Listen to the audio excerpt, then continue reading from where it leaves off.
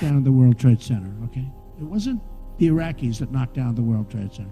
We went after Iraq. We decimated the country. Iran's taken over, okay. But it wasn't the Iraqis. You will find out who really knocked down the World Trade Center because they have papers in there that are very secret.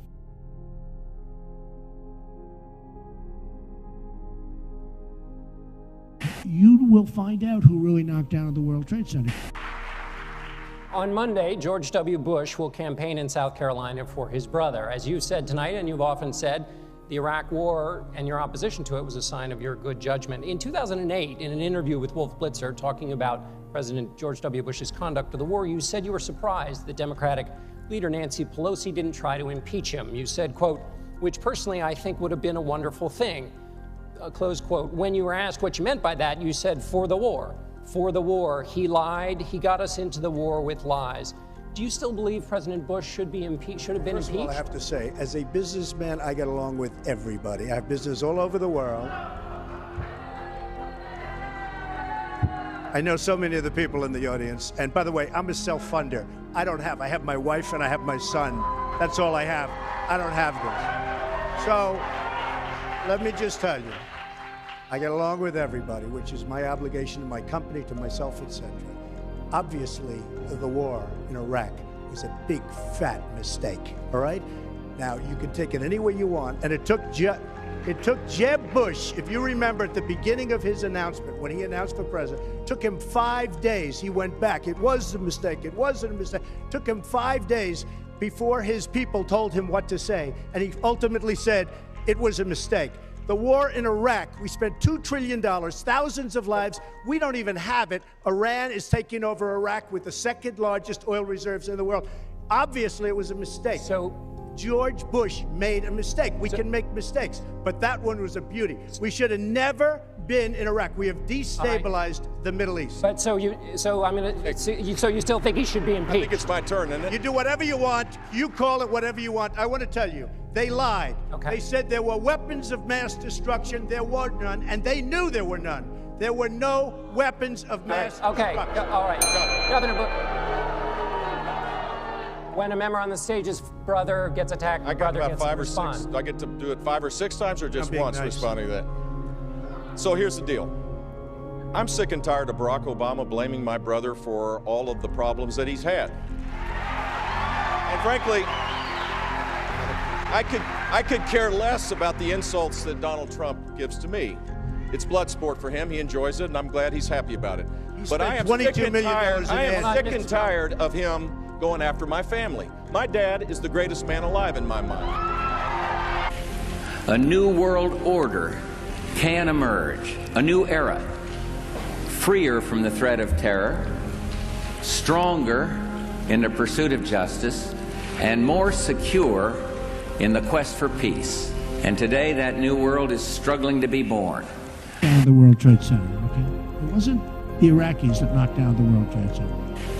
A new world order can emerge, a new era. That second one wasn't no commercial. No, the second one definitely didn't have any markings on it that I saw. No, I didn't see it. The second one, it didn't have, like no camouflage or anything, No emblems, no logos. It didn't look like an airliner. This one did it on purpose. Okay. A black plane. Yeah, we see it going around. He went. Yeah, we just saw it.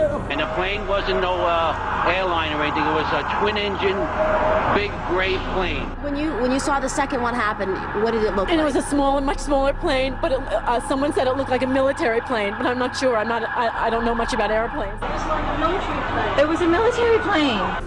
Could be a drone aircraft. That's an aircraft that's guided electronically to its target without having a pilot. A world quite different from the one we've known. A world where the rule of law supplants the rule of the jungle. A world in which nations recognize the shared responsibility for freedom and justice. A world where the strong respect the rights of the weak. We have before us the opportunity to forge for ourselves and for future generations a new world order, a world where the rule of law, not the law of the jungle, governs the conduct of nations. When we are successful, and we will be, I am sick and tired of him going after my family. My dad is the greatest man alive in my mind. It wasn't the Iraqis that knocked down the World Trade Center. We went after Iraq. We decimated the country. Iran's taken over. Okay. But it wasn't the Iraqis. You will find out who really knocked down the World Trade Center because they have papers in there that are very secret. Ladies and gentlemen, the very word secrecy is repugnant. Papers in there that are very secret. Repugnant in a free and open society. And we are, as a people, inherently and historically opposed to secret societies, to secret oaths, and to secret proceedings.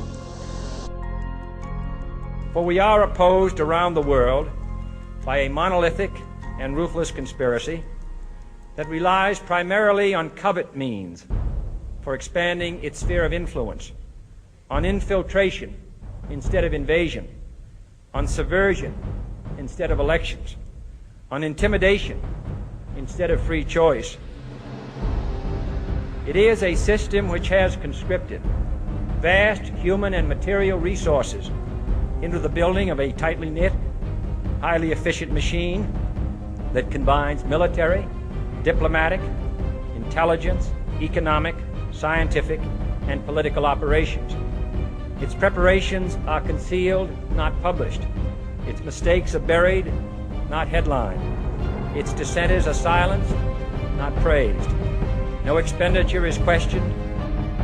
No secret is revealed.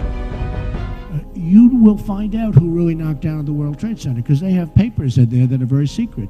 We decided long ago that the dangers of excessive and unwarranted concealment of pertinent facts far outweighed the dangers which are cited to justify it. Even today, there is little value in opposing the threat of a closed society by imitating its arbitrary restrictions. When we are successful, and we will be, we have a real chance at this new world order, an order in which a credible United Nations can use its peacekeeping role to fulfill the promise and vision of the UN's founders. What is at stake is more than one small country.